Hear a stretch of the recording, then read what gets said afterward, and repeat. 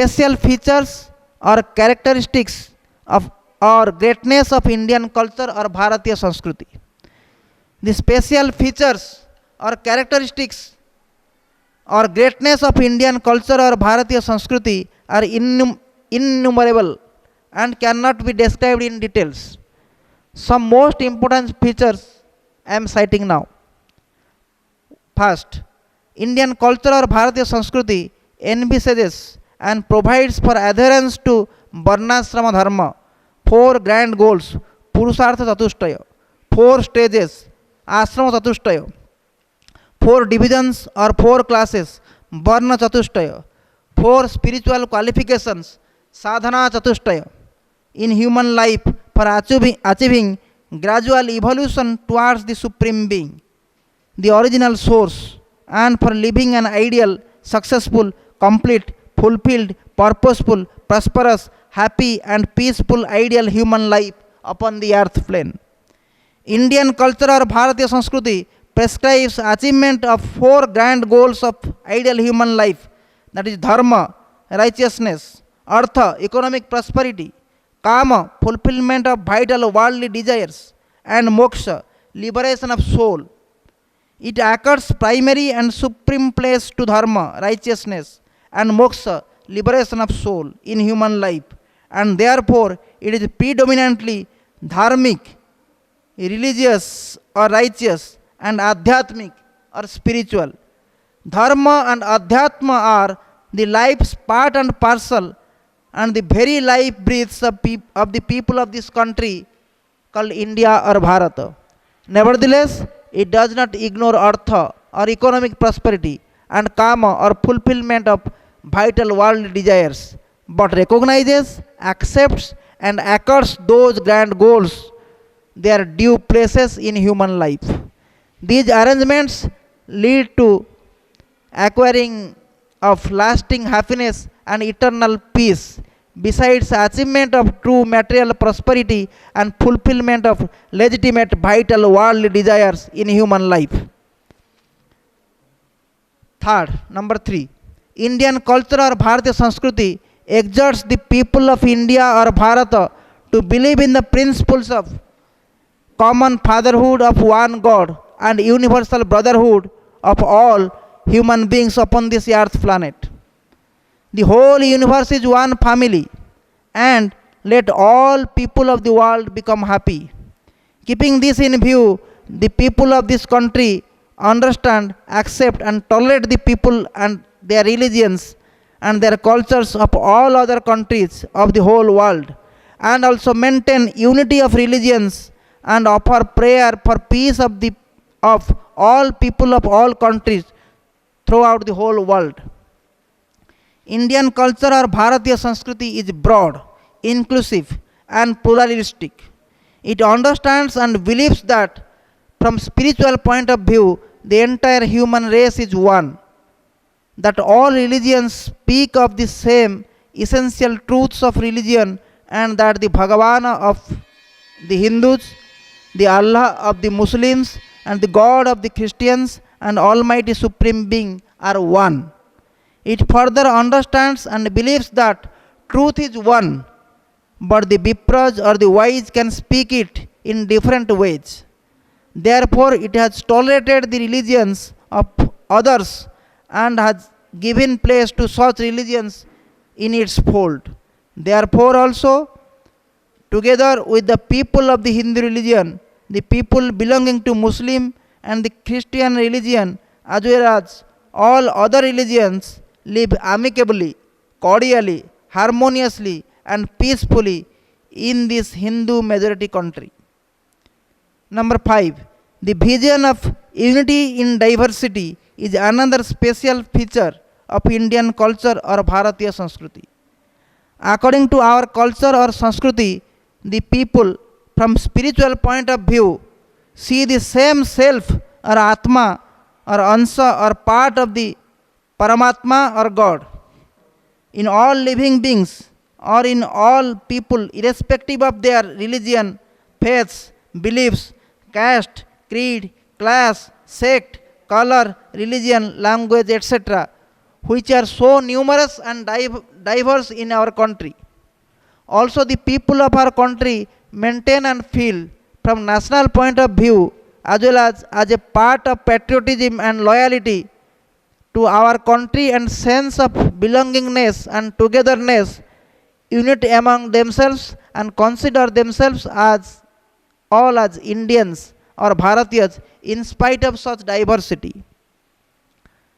Sixth, number 6. Indian culture or Bharatiya Sanskruti is broad and tolerant. It has understood and accepted the cultures of others and has therefore tolerated many foreign invasions. Due to such invasions, this Hindu culture has seen degeneration many a time in the past. But in spite of this same, it has risen again and it survives in all ages and in all times because it is an external culture based on the Vedas, the eternal and God given holy scripture of the world. Number 7. Indian culture or Bharatiya Sanskruti exhorts the people of India or Bharata to see the whole creation as the manifestation of God, the Almighty Supreme Lord, and therefore the people believe, accept, and see the presence or existence of God not only in all human beings all over the world, but also in all other animate beings such as plants, trees, and animals, and insects, and even all inanimate things, including stones and mountains. Number 8. Indian culture or Bharatiya Sanskruti is eternal as it has come from the Vedas, which having come from the heart of the Almighty Supreme Lord through his nostrils and revealed to the great rishis and seers of this sacred land of Bharatavarsha are eternal. Number 9. Indian culture or Bharatiya Sanskruti is the most ancient and the oldest culture of the world as it has come from the Vedas, which are the most ancient and the oldest scriptures of the world, as nobody knows when they were revealed by God to the ancient rishis and seers. Number 10. In Indian culture or Bharatiya Sanskruti, the people worship Gayatri, goddess Gayatri, Guru, the spiritual preceptor, Gita, Srimad Bhagavad Gita, Gomata, mother cow, and Ganga, goddess river Ganga, with great reverence and devotion as most holy. Number 11. In Indian culture or Bharatiya Sanskruti, the male persons treat the females with love, affection, and great respects and keep them in high reverence. The females are regarded as embodiments of creation and preservation and as the embodiments of seva, service, tyaga or sacrifice, patience, endurance, renunciation, love, affection, kindness, forgiveness, etc. They are treated as ardhangini or half body of their husbands. The male persons offer their high place to them in the family and in the society. Our holy scriptures say that the gods reside in those families where the females are worshipped. They are also regarded as Devi or goddess Lakshmi or goddess Durga. Similarly, the females treat their husbands as gods, perform their conduct towards them accordingly, and pay them great respect and devotion. They also regard them as Deva or God Narayana. 12. In Indian culture or Bharatiya Sanskruti, there is a prevalent of joint family system in the society, which is highly helpful, advantageous, and beneficial for all members of the family. 13th. In Indian culture or Bharatiya Sanskruti, the people believe in and treat mother as God, father as God, Acharya or Guru as God, Atithi or guest as God, and pay them respects accordingly. 14. The education system for students in the centers of education called Gurukulas or Rishikulas in the ancient time under Indian culture or Bharatiya Sanskruti is unique. The students were imparted moral, ethical, religious, and spiritual education in addition to secular education in different subjects. The system of education was character building, life building, and man making. 15. In Indian culture or Bharatiya Sanskruti, the Guru Shishya, preceptor disciple, or teacher student relationship is intimate, noble, special, and unique. The disciples or students or Shishyas repose utmost Shraddha or love and Vishwas or faith to their teachers and show great bhakti or devotion and pay highest respect to them. The preceptors or teachers or gurus extend genuine and unalloyed love and affection to their students. In view of the above special features or characteristic of Indian culture or Bharatiya Sanskruti, it is regarded as the universal, unique, unparalleled, sublime, lofty, grand, great, and ideal culture of the world. In spite of the greatness of our country, India or Bharata, and the greatness of our Indian culture or Bharatiya Sanskruti, as stated, we do not accept the same because due to abolition of our country's religious, spiritual, and cultural education, study of our country's Sanskrit language, and introduction and placing of great emphasis on foreign English language in our schools, colleges, universities, and other educational institutions by Thomas Babington Macaulay in 1835 during British rule in our country with an ulterior motive. We remained ignorant about our own country and our own culture, the knowledge about which are contained in our holy scriptures, which have been written in Sanskrit language, and came to know about the Western country and Western culture through English language. And then we developed a mindset to like whatever is Western or English is good. We developed so much of such liking for Western country and Western culture that we developed dislike and adverse towards our own country and our own culture. We feel ashamed and lowly to talk of our own country and our own culture, what to speak of following the same in our life. But we feel very proud, high and modern in liking and following Western culture, which is not our own, which is not suitable for us, which is not meant for us. We have the process lost our self-pride and our self-esteem and are incurring permanent losses and irreparable damages in our lives. We do not study our holy scriptures, neither we are capable of doing so as we are ignorant of our Sanskrit language. We also do not listen to the discourses of our holy saints and sages.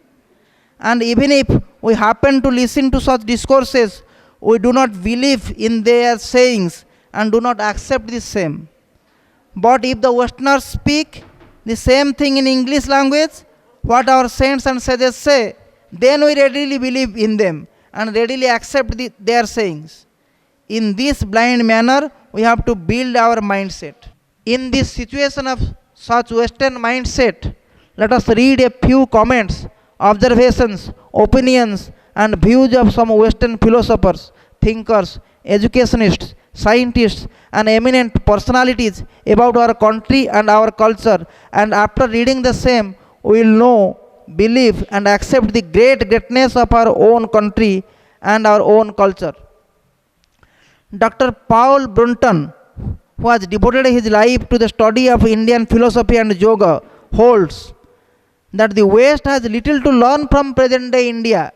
I shall not trouble to deny, but that we have much to learn from Indian sages of the past and from the few live today.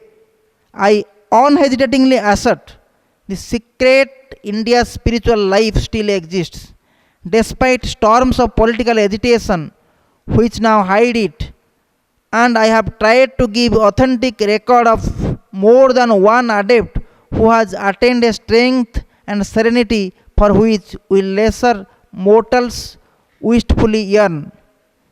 A Search in Secret India, page 5 and 7.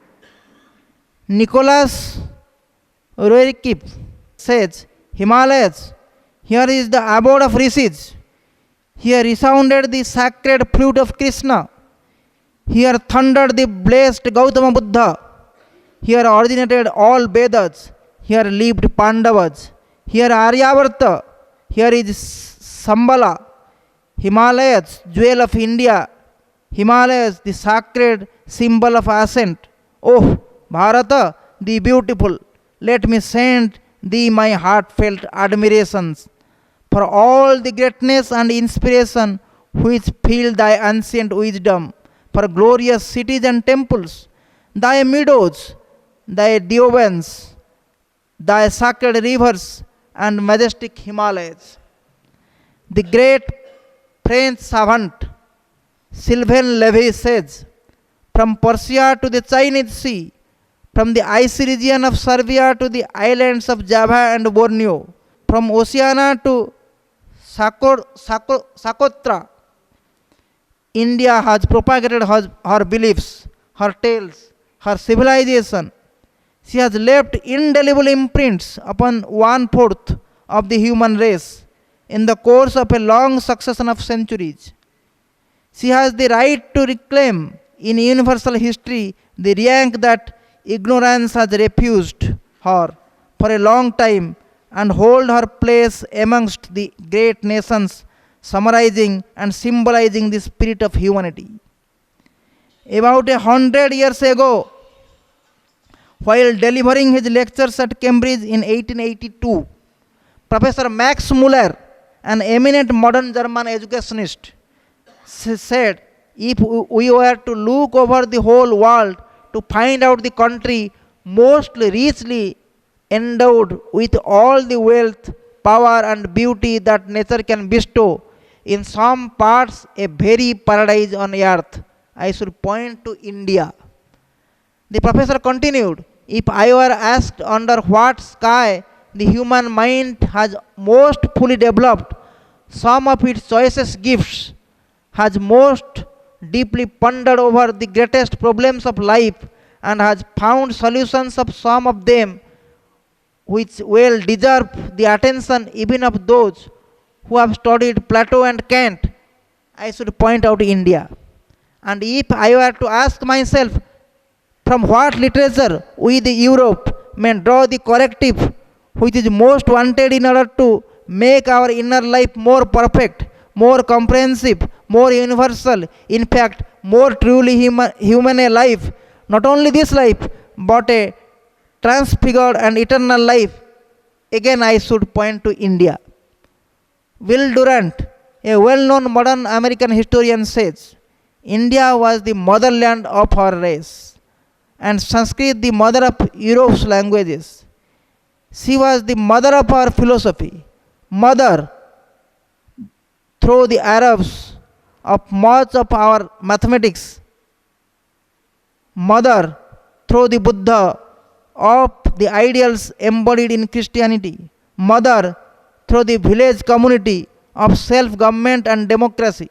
Mother India is in many ways the mother of all of us.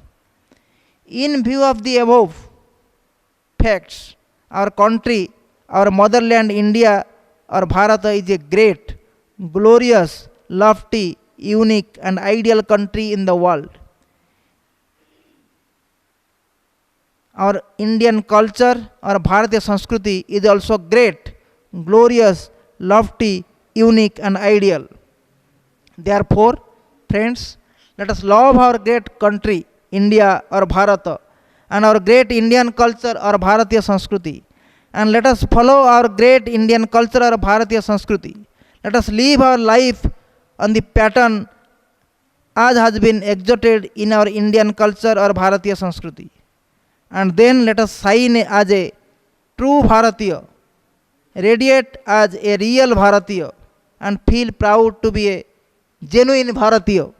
And thus let us live our most precious human life upon this earth plane successfully, completely, purposefully, prosperously, happily, and peacefully. And thus, let us live our life ideally. Now, to acquire more knowledge regarding Indian culture,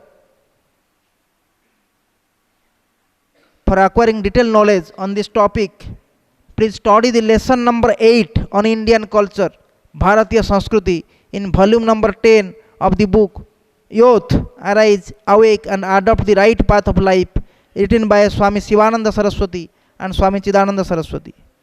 As we have discussed yet, according to Indian culture or Bharatiya Sanskruti, moksha or liberation of the soul is the supreme grand goal of ideal human life. This grand goal can be achieved by practice of spirituality in human life. Spirituality or the science of the self or Brahma Vidya can be discussed by knowing four broad points. Those are real identity of human beings, true purpose of human life, paths for achievement of true purposes of human life, and efforts needed to achieve the same. The last 2 points can be divided into many sub points. Let us discuss the first 2 points in the next 2 lessons in this program. Here ends the lesson number 6 on Indian culture or Bharatiya Sanskruti.